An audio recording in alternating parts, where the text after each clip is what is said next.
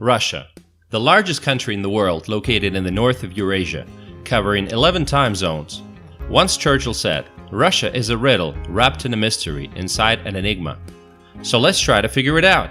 Let's start. Russia is a cold country. It's true. In some northern cities of Russia like Yakutsk, those who own cars have to park their vehicles in heated garages with a blanket wrapped around the battery. And when they drive, they keep the engine running all day. It is the largest country in the world, with an area of 17 million square kilometers. That is twice more than the United States. But actually, only 35% of that territory is suitable for living. The remaining 65% is occupied by permafrost. The agricultural season in most parts of the country is just 2 to 4 months. For comparison, in Europe and the US, it is 8 to 9 months. The landscape varies from tundra, steppes, forests, to mountains and subtropical beaches. Russia has several major parts: the European part, the South, the Urals, Siberia, and the Far East. 77% of the population lives in the European part of the country, and here it's mostly uninhabited. The most typical landscape of Russia will be something like this.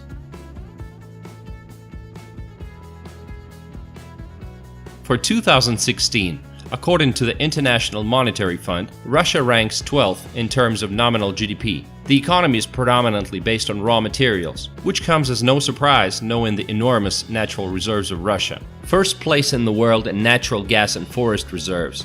6th place in oil reserves. 2nd place in coal reserves, and so much more. The World Bank estimates the value of all Russia's natural resources at $75 trillion. Impressive, right? Since Russia was so lucky with natural resources, it would seem logical that the average salary in the country should be no less than it is in Europe, but that's not the case. In 2016, it was only 28,000 rubles, or $450 a month.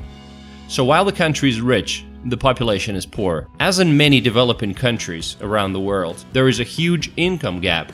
Minimum salary is just $120, while the salary of a member of the Russian parliament is around $7,000 a month. Even professions that are considered to be well paid in the West get paid little in Russia. The average salary of a doctor is just $700 a month and $450 for a nurse.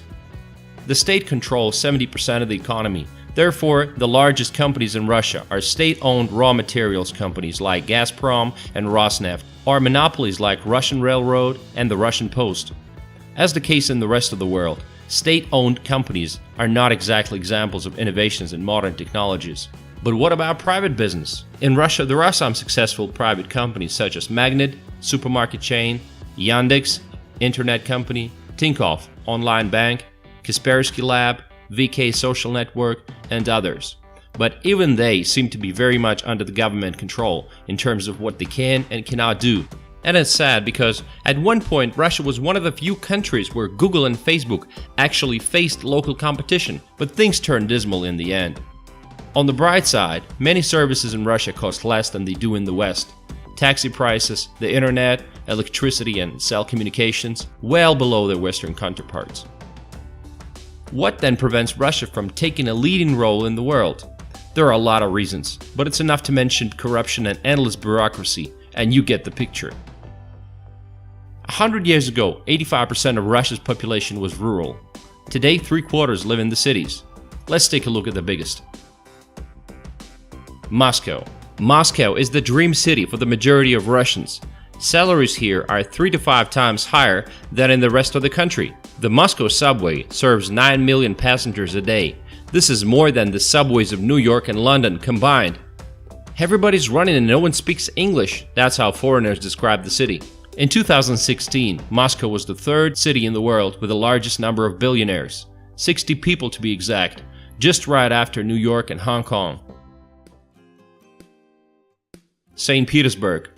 One of the most beautiful cities in Russia, North Venice, famous for its drawbridges and white nights. Foreigners adore St. Pete and say it reminds them of Paris and Rome. On Nevsky Prospect, there is a higher chance of hearing foreign speech than Russian. Novosibirsk, the 3rd largest city.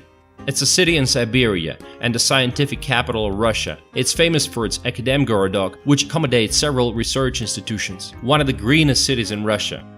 Yekaterinburg is a phenomenal place with a deep history and a rich culture, the gateway between Europe and Asia, the hometown of Russia's first president, the world leader in consumption of mayonnaise according to the Guinness Book of World Records. But seriously, Yekaterinburg is one of the most developed post-industrial areas in the country, which has its valuable natural and intellectual resources.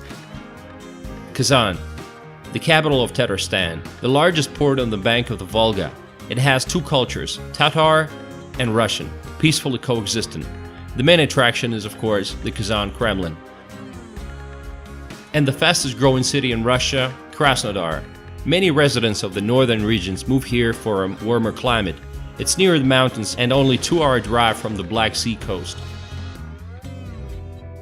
Villages in Russia are in a deplorable state. The rural population is shrinking everywhere. People are living for larger cities. Many villages have been abandoned altogether. Sadly, there is no place for them in modern Russia reality. In most villages today, the hope for a future is slowly disappearing, and with that disappears a very important part of the Russian culture.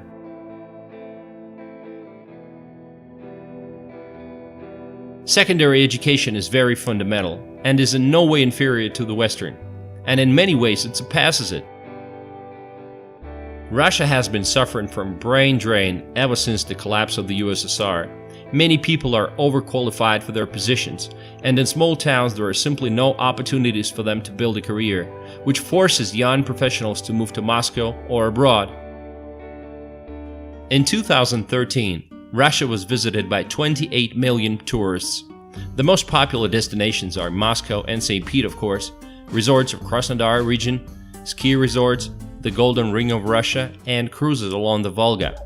Foreigners love long trips along the Trans-Siberian Railroad, visiting Altai Mountains and Lake Baikal, traveling to Kamchatka volcanoes, and cruises on an icebreaker to the Russian Arctic National Park.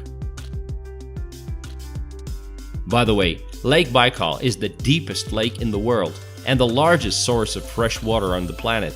The Siberian taiga is the largest forest in the world, the lungs of the planet. Most Russians live in modest apartments. Surprisingly, possessing enormous territories, Russians continue to build high-rise apartment buildings 20 or more floors. Many Russians have summer houses, country cottages, where they can have picnics and grow vegetables and flowers all summer. Russia takes the third place in the world after the US and China in the length of railroads. The longest route is the Trans-Siberian Railroad from Moscow to Vladivostok, crosses 7 time zones and almost takes a week. Public transport in large cities is well developed. You have trams, buses, trolleybuses, fixed route taxi buses. 7 cities have an underground subway. Subway stations in Russia are generally works of art. Roads construction has always been a controversial issue. Most federal roads do not meet modern standards of quality and safety. Extremely small number of freeways. The construction of new roads is slow. Russia has its own car manufacturer, Avtovaz, whose share in the Russian car market is 19% for 2016. The best-selling cars that same year were Hyundai Solaris, Lada Granta, and Kia Rio. Many foreigners come into Russia and expect to see lots of street crime and the Russian mob, and are very surprised that in fact everything is civilized and peaceful. Nevertheless, the statistics don't lie. The murder rate for 100,000 people is 9.5. Compare that to the US where it's 3.8, Belgium where it's 1.8, and Canada where it's 1.5. At the same time, if you compare the statistics on rape for 2010, in Russia this figure was 3.4. In the US, 27.3, which is almost 10 times higher. In Belgium, 27.9. And in Sweden, 63.5. So 20 times higher. So where are you going to feel safer traveling with your wife and daughter? Despite the fact that there is free medicine in Russia, the quality of services is very low. Life expectancy is just 65 years for men and 76 for women. At the same time, the birth rate in Russia is higher than it is in Europe, 13.3 per 1,000 people versus the European Union 10.1. Dealing with government agencies, whether obtaining any kind of certificate, going to the police, etc., is associated with a huge loss of time and stress. According to Corruption Perception Index from Transparency International, Russia is among the 50 most corrupt countries in the world. Customer service in Russia has traditionally been at a low level. Often you can meet the lack of smiles and indifference of employees. Vladimir Putin's been in power since 1999 and is probably gonna stay that way. Truth is, most Russians simply vote for the person they show on TV the most. Freedom of speech has been compromised, and many journalists. Oh shit, it's the KGB knocking on my door. Russian cuisine is very tasty, but it almost never falls into the top world ratings. Perhaps because it doesn't have an abundance of fresh fruit and vegetables, as well as a large number of fatty and flour dishes, mayonnaise and pickles. Today, pizza, burgers and sushi can be found everywhere.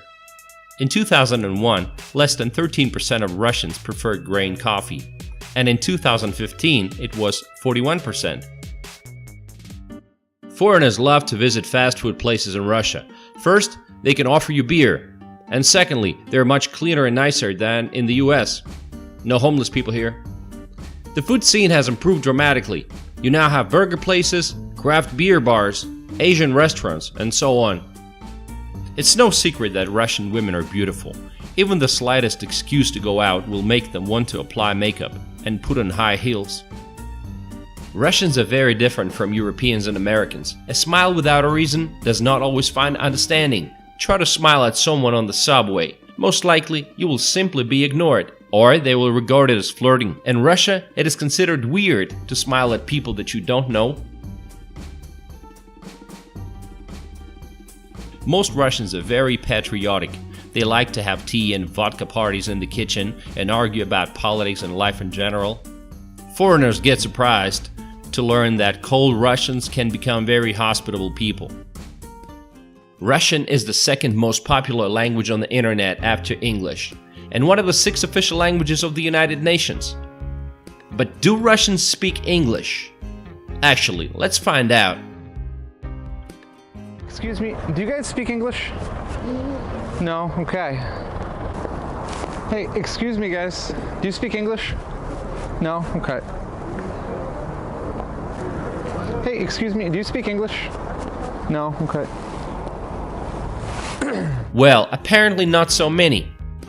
In Russia, sports are very popular. Football indisputably holds a leading position.